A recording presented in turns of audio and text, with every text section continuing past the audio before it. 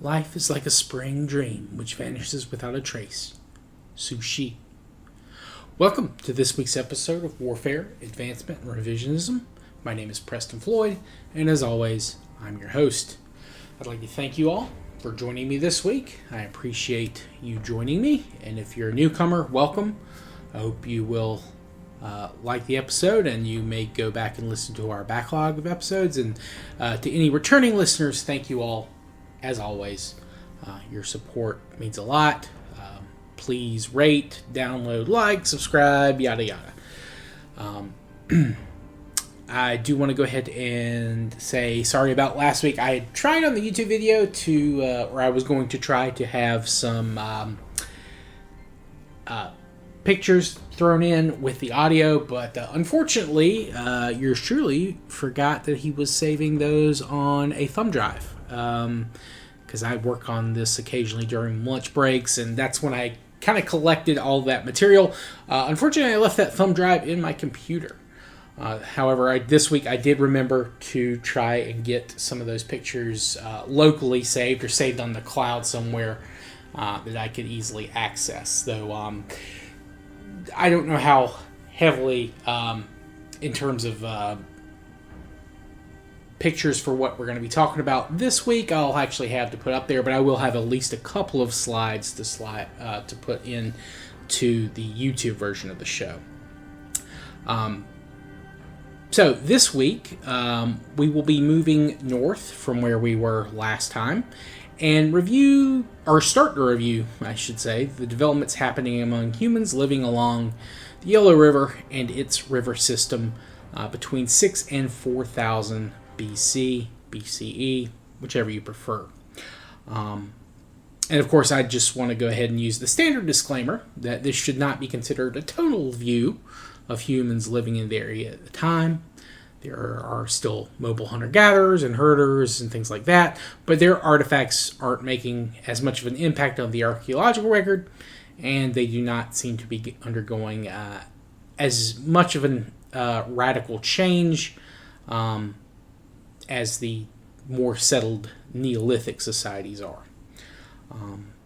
Also, I haven't reiterated this point recently, but I have said it before, but I just want to kind of bring it up again because it has been a bit. But keep in mind that the level of technology for a lot of these sites and material cultures are probably higher than what shows up in the archaeological record. But how much higher, that's a matter of debate, and of course, at later periods, it's probably much higher than what it is now. Now, with that out of the way, the first few cultures we'll be discussing for this region have a couple of things in common with the last two cultures we talked about last week, the Jiahu and the Hemidu. Or, I guess it might be better to say that the discussions surrounding these cultures and sites have several things in common with the discussions surrounding the Jiahu and the Hemidu.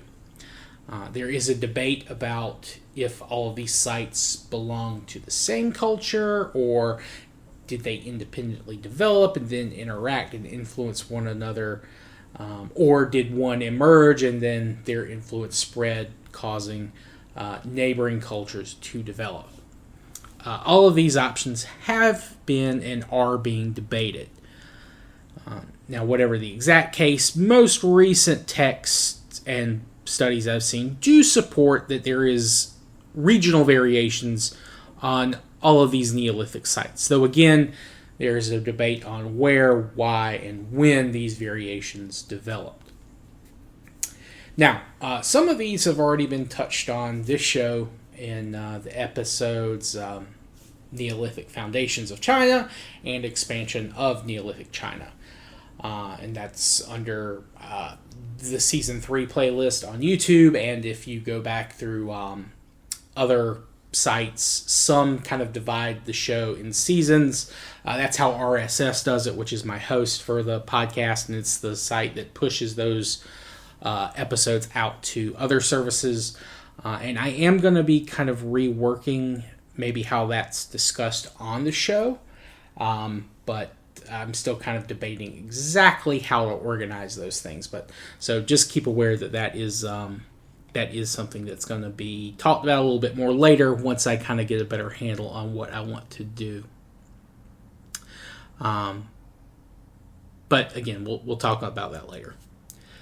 So at the start of our season, or period that we're covering right now, 6000 BC, there were anywhere between 4 or 7 Neolithic cultures, depending on your definition and depending on the authors you're reading, spread along the Yellow River, or the Yangshao. And along the upper Yellow River, you have 2 or 3, and then along the middle Yellow River, you have 3 or 4. And along the middle Yellow River, which is where we're going to start covering this week, the oldest of these cultures is known as the Peiligang. The name comes from the type site found at the village of Peiligang, which I think translates as something like Plum Cloth Mound or Plum Cloth Hill. Now, I've talked about this site in those episodes I mentioned earlier, focusing on this region between 8 and 6000 BC. Now, this material culture was centered around just south of the Luo River in the Henan province, and it emerged around 7000 BC. Now, this includes over 100 sites spread over around 100 square kilometers, or 39 square miles. And they were mostly small. Probably no more than 100 people ever lived at most of them at any one time, though I think there are a couple they could have pushed into the 250 range, and possibly even one place, which we'll talk about, as many as 800 people, though again, there is a caveat to that. Now, the Peiligang had a very diversified economy. In this case, economy just means how they lived. They hunted, they gathered, and they fished. And where they were fishing, they tend to employ hemp nets to pull fish like carp up to shore, rather than primarily focusing on spearfishing, though some of that happened and took place. In addition to that, they also grew millet, kept pigs, and maybe even fowl. Though bird bones are small, and of course being hollow, they can break easily. So telling if these are domesticated birds is very hard to do. Their pottery was very well made, and it was a kind of a thick red ware. Some of them had loops at the top that ropes could be tied around to help carry them. Their homes were mostly small, with wooden frames and covered with reeds and straw. Probably no more than a family would fit in there, though they were kind of clustered together. So probably closer families kind of live closer to each other, with maybe cousins or distant relatives living in a cluster maybe a few feet away.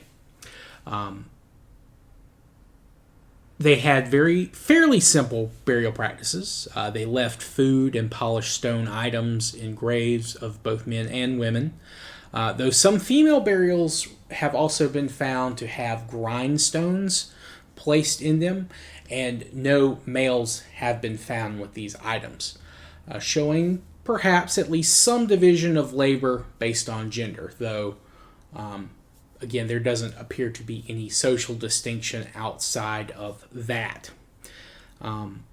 They also had access to honey, which, along with hawthorn, they may have used to prepare alcohol.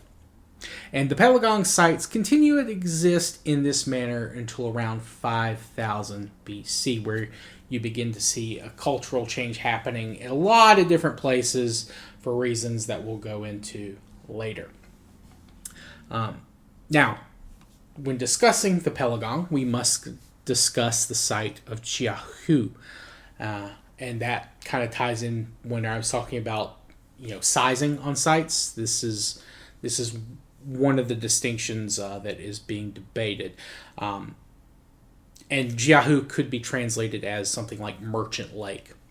Now, this site was located further south of the rest of the Peiligang sites. It is on a plain between the Ni and the Sha rivers. This is one of the sites that I talked about that was being debated. Now, some archaeologists believe that this site is or was part of the Peiligang culture, while others believe it was its own separate cultural entity, or that it was maybe initially a Peiligang site, but then began to grow into its own unique culture after separating from the rest of the Peiligang. Jiahu was, several days' journey south on foot of the Peiligang territory, and there's no direct river you could float a boat on. There's not a direct line that you could just sail down. Now, there were similarities between them. The pottery is very similar between the two. However, the Jiahu did have something that the Peiligang didn't, and that was that they grew rice in addition to millet. Something that no Peiligang sites show any evidence of.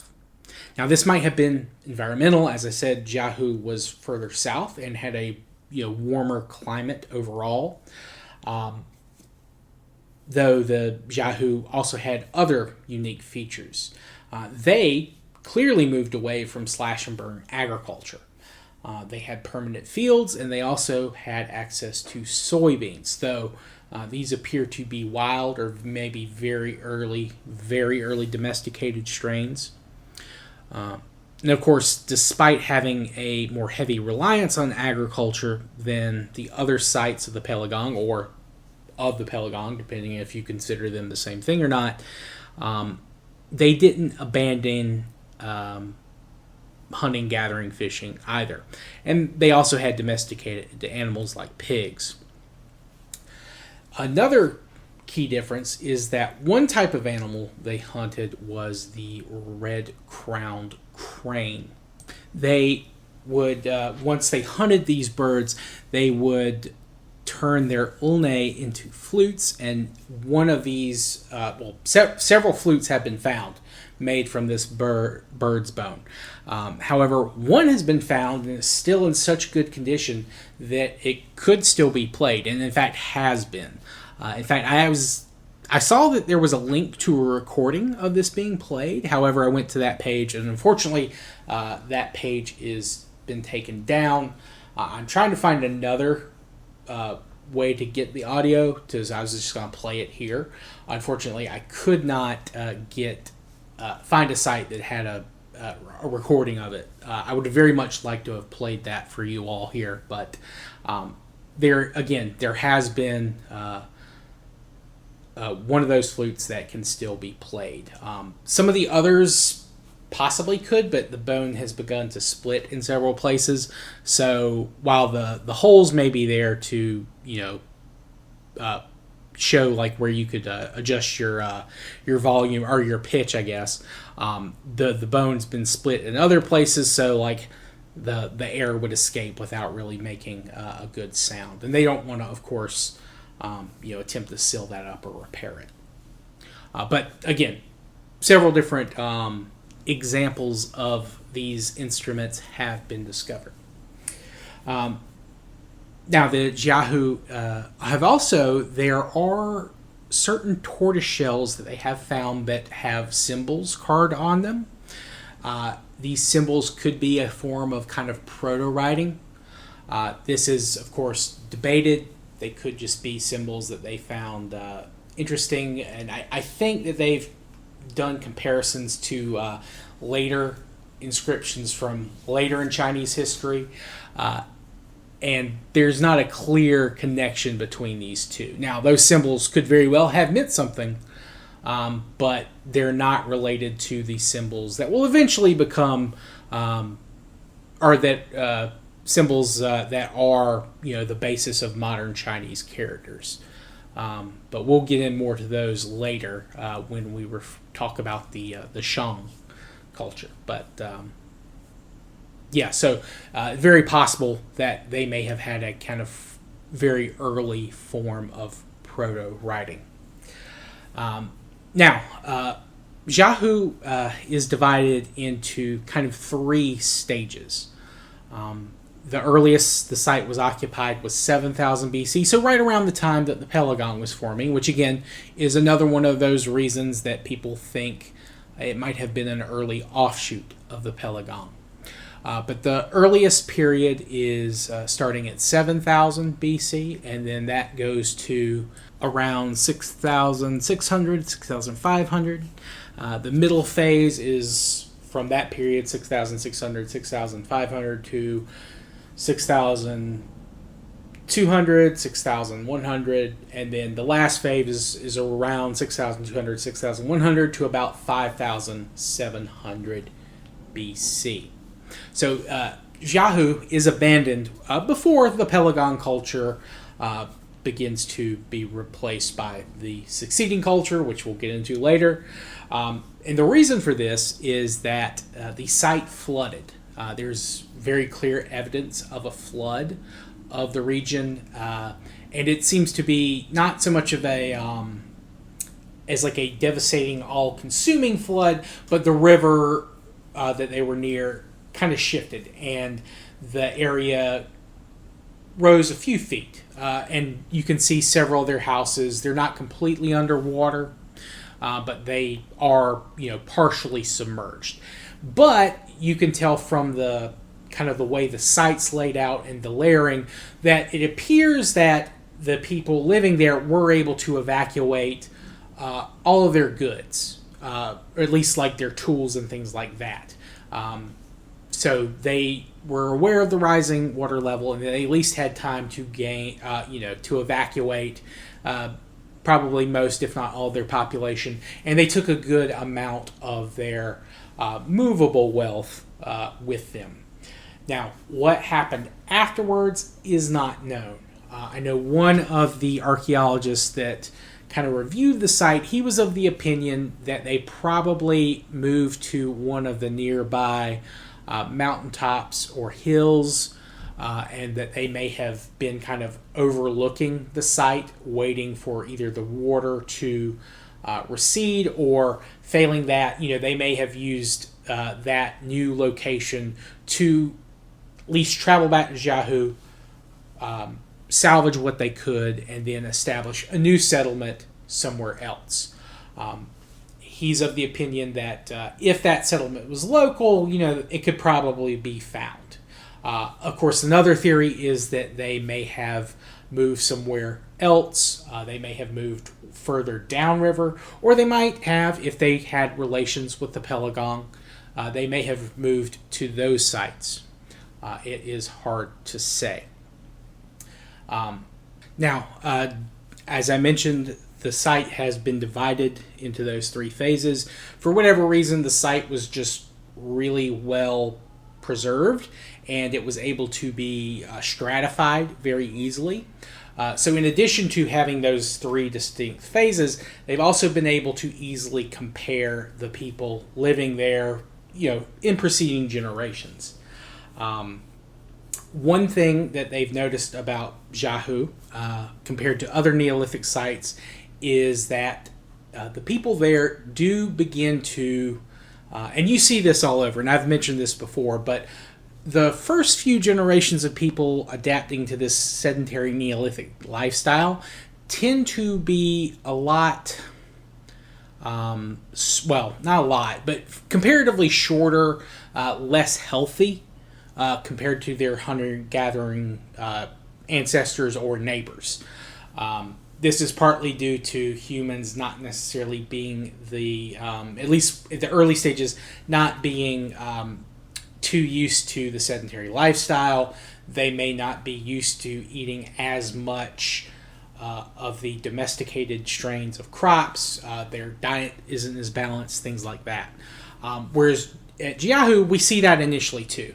They have that same thing happen to them. However, as time goes on, they do tend to be healthier than some of their contemporaries that are, beginning to rely also more on agriculture. But one thing that we do see is that I guess, life expectancy there, on average, I think the average age of people, dying of natural causes, at least, is around 40 on average.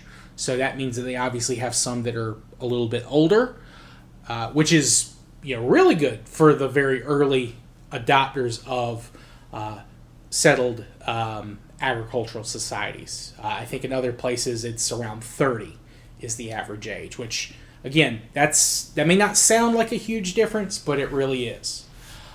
So they may have benefited from this, I guess, more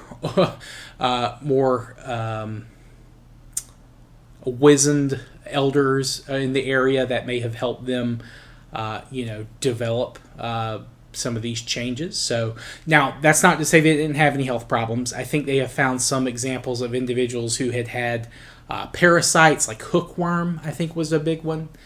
People think that may be due to them maybe not preparing their pork well enough, maybe not cooking it enough. And that they also found that in like fecal matter, not in the bones, but they have discovered that. Now, another change or difference between the Jiahu, at least at the later period, than from the Peiligang, is that they do also develop their own burial rituals. Some of the individuals buried in the later parts of their occupation of the site, when they die, their heads were removed and placed facing the northwest. And from the apparent cuts, it appears that the heads were removed after death. They're not being executed, at least from what we can tell. So why this was done, we can't say. Now, of course, it's not everyone. It's certain individuals. But in terms of grave goods, very similar. There's not really too much evidence of a highly stratified society, though they may have been working towards it. This site's population gets very large. Again, this is the one I mentioned, that there is some points it may have been as high as around 800, 850, give or take. So you compare that to the other Peiligang sites, if they were part of the same kind of cultural continuum, Jiahu was much different than the other Peiligang sites. Or again, maybe by the late phase it had become its own thing and they were still maybe maintaining some level of contact or trade with the Peiligang. But again, it's all debated. Who really knows at this point? Maybe we'll find some other sites that kind of show more connection, or maybe there'll be that continuating Jiahu site that may differ significantly from the original Jiahu site. We'll just have to wait and see what archaeologists can find. Now, there are a couple of other sites along the middle Yellow River that I want to discuss, and one of these also has been brought up in a couple of those earlier episodes I mentioned, and that is the Cisha culture. Before I forget, though, there was one other thing. One of the articles where they talked about the bone flute, it's entitled "The Oldest Playable Musical Instrument Found at Jiahu, Early Neolithic Site in China." It's by Zhang et al. They mentioned that they thought the individuals there were more closely related to people living kind of in the northeast of what is now China, along maybe the Shandong Peninsula. This is written in 1999. They used the phrase Mongoloid, which, if those aren't aware, that's no longer like a real distinction that anyone uses. So I'm assuming they just meant that they were physically similar to individuals living in what is now Mongolia. This was, I think, translated from the original Japanese, the original Chinese into English. So there may be a term that might be a little bit more PC, but that's how it's translated from Chinese into English, and the Chinese may have been using it in a different sense than the old, outdated Mongoloid term. But I did want to mention it. I just wanted to bring that up there. Don't use the term Mongoloid. It is a very much a archaic term, and no one would use it in a serious academic sense, unless there's a new version of it that I'm not aware of, but I don't think so, because again, in the past it has been kind of misused and overused, and has pretty much been disproven. So just wanted to put that out there. Now, back to the Cisha culture. This means magnetic mountain, I think is the translation that I saw given. Now, this is much further north than the Peiligang or the Jiahu. Now, there are still some levels of connection between the Cisha and the Peiligang. Their pottery is made in a very similar manner. It's also redware, I believe, for the most part. Though I believe they said the Cisha have a little bit more variety in the shapes of their vessels. And they also were impressing cords on the pottery to give them patterns, but also maybe to help them tie cords on them. Both are a possibility. As well as the... it's not a huge amount, but they have found a couple of examples of painted pottery at Cishan sites. Though, what that means, obviously not much, because again, it is just a limited number of examples. And it's not something that becomes really widespread till later periods in this region and in other parts of China. But there you have it. Also, no Peiligang painted pottery and no Jiahu painted pottery. So just kind of keep that in mind. Now, in addition to growing foxtail millet, the Cishan also are growing broomtail millet. And that seems to be their primary version of millet that they're growing. They do not have rice, and but they do have domesticated pigs, dogs, possibly some type of poultry domesticated as well, though again, that is debated. They had hunting, gathering, fishing as well, though in addition to carp, they were also very reliant on herring, which, they're a little bit more, or they were, I don't know if it's the same now, but at the time, herring was a little bit more available further north. And these are, Cishan is kind of in the foothills of the Taihang Mountains. So they're actually more of on a plateau rather than kind of foothills. So they're a little bit more separated from the Peiligang. They're further from the Peiligang sites than the Jiahu were, certainly. Now, in terms of burial practices, I couldn't find anything that was specific to the Cishan. Apparently, they were also kind of a fairly egalitarian society. Not much difference between men and women burials. There was nothing there that really stood out to me.